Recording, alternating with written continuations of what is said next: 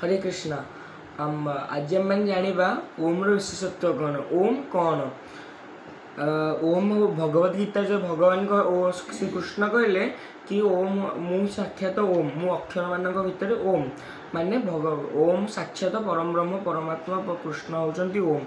आउ तापर कहले ओम मोर एकाक्षर मंत्र एवं या जे जप कर सी मुक्ति प्राप्त करे। सॉरी अंत समय जे स्मरण कर मृत्युवरण कर सी मुक्ति पाइब। सो ओम को आप निरंतर जदि डेली भी थरे तीन थर जप करुँच तेरे अशेष फल लाभ हे। उपनिषद मु गोटे बही पढ़ी ताना हूँ ईश्वर नाम ओम आर्य समाज तरफ सहित आसता है। से बुक बही लिखाई जदि आप ओम को थरे मात्र उच्चारण कर मन स्थिर रही है।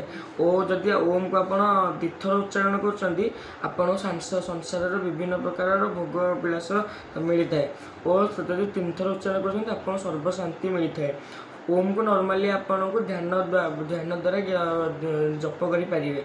ओमटा भी गोटे ओमटा गोटे आपन देखंतु राम कृष्ण हरि जिते भी ईश्वर का ना अच्छी एगुरा समस्ते जप करि पारिबेनी। धर जने मुख सी राम कहि पारिबनी कि कृष्ण कहि पारिबनी किंतु ओम जेतु जीभर प्रयोग होउनी केवल आमर ध्वनि प्रयोग होउची। सो ओमटा समस्ते जप करि पारिबे। आपन अमेरिका चली जांतु यूक्रेन रूसिया चली जांतु।